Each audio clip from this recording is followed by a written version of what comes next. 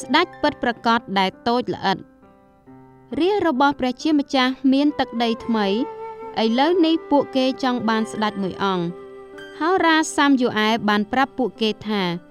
ប៉ុន្តែព្រះជាម្ចាស់គឺជាស្ដេចរបស់អ្នករាល់គ្នាហើយទ្រង់គឺជាអ្នកមើលថែរក្សាអ្នករាល់គ្នាបានល្អប្រសើរបំផុតតែពួកគេនិយាយថាយើងចង់ឲ្យបានស្ដេចពិតប្រាកដ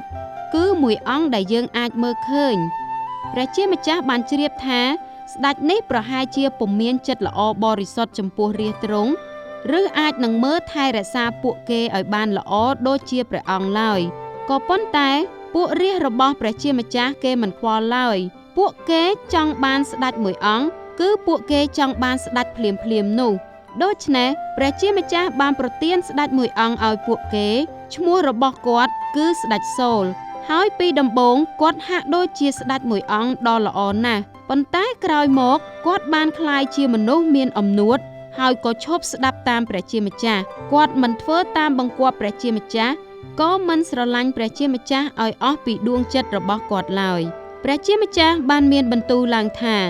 សូលមិនអាចជួយដល់ផែនការរបស់យើងបានទេ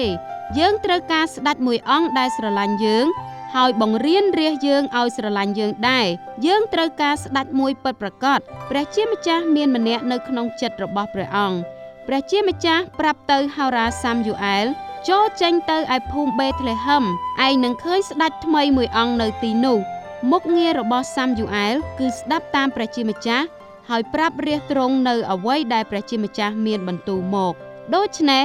ហោរាសាមយូអែលក៏ចេញទៅភូមិបេត្លេហឹមព្រះជាម្ចាស់មានបន្ទូលប្រាប់ហោរាសាមយូអែលឲ្យទៅផ្ទះរបស់លោកអេសាយពីព្រោះព្រះជាម្ចាស់នឹងជ្រើសរើសកូនម្នាក់របស់លោកអេសាយឲ្យធ្វើជាស្ដេចថ្មីលោកអេសាយមានកូនប្រុសដ៏ខ្លាំង7នាក់ហើយនៅជំនាន់នោះបើអ្នកត្រូវធ្វើជាស្ដេចអ្នកមិនចាំបាច់ជាអ្នកមានជាងគេបំផុត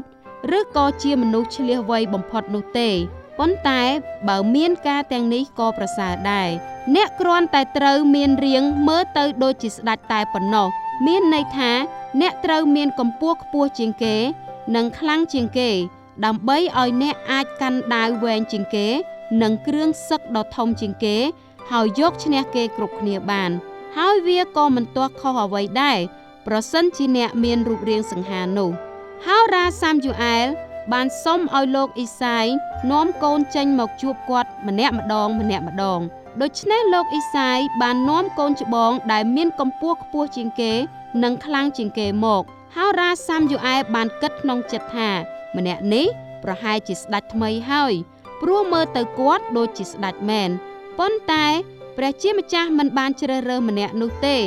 ព្រះជាម្ចាស់មានបន្ទូលទៅហោរាសាមយូអែលថាឯងគិតតែអំពីអ្វីដែលនៅខាងក្រៅ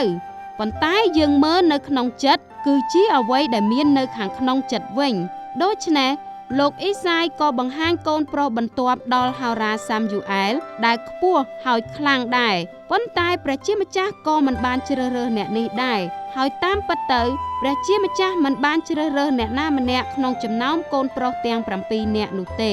ហោរាសាមយូអែលនិយាយឡើងថាលោកមានកូនតែប៉ុណ្្នឹងទេឬលោកអេសាយអស់សំណោចអូបាទនៅមានមួយទៀតជាកូនពៅប៉ុន្តែគាត់ជាកូនដែលទន់ខ្សោយជាងគេនៅក្នុងគ្រួសារនេះហើយគាត់មានរាងតូចល្អិតផងហោរាសាមយូអែលបញ្ជាក់ថាទៅហៅគាត់មកកូនពៅរបស់លោកអេសាយបានរត់ចូលមកព្រះជាម្ចាស់មានបន្ទូលប្រាប់ហោរាសាមយូអែលដោយស្ងៀមស្ងាត់ថាគឺម្នាក់នេះហើយគាត់ឈ្មោះដាវីតព្រះជាម្ចាស់មានបន្ទូលថាគាត់មានចិត្តដូចជាយើងដែរជាចិត្តដែលពោពេញទៅដោយសេចក្តីស្រឡាញ់គាត់អាចនឹងជួយផែនការសម្ងាត់នៃសេចក្តីសង្គ្រោះរបស់យើងចៅលួតរបស់គាត់នឹងក្លាយទៅជាស្ដេចហើយស្ដេចនោះនឹងគ្រប់គ្រងលោកីជារៀងរហូតតទៅហោរាសាមយូអែលបានចាក់ប្រេងតាំងលើក្បាលកុមារាដាវីតគឺជាវិធីមួយដ៏វិសេសដើម្បីបង្ហាញឲ្យដឹងថាព្រះជាម្ចាស់បានជ្រើសតាំងគាត់ជាស្ដេចហើយហោរាសាមយូអែលប្រាប់គាត់ថា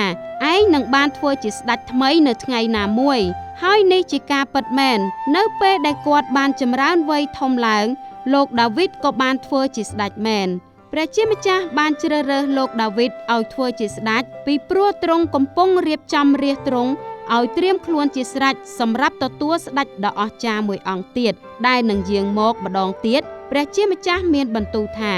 ទៅឯភូមិបេតលេហឹមឯងនឹងបានឃើញស្ដេចថ្មីមួយអង្គនៅទីនោះគឺនៅទីនោះហើយដែលមានផ្កាយដ៏រុងរឿងអស្ចារ្យមួយផ្កាយនោះនឹងរះឡើងនៅភូមិបេតលេហឹមគឺជាទីក្រុងរបស់ស្ដេចដាវីតអ្នកប្រាជ្ញ3នាក់នឹងរកទ្រង់ឃើញនៅទីនោះ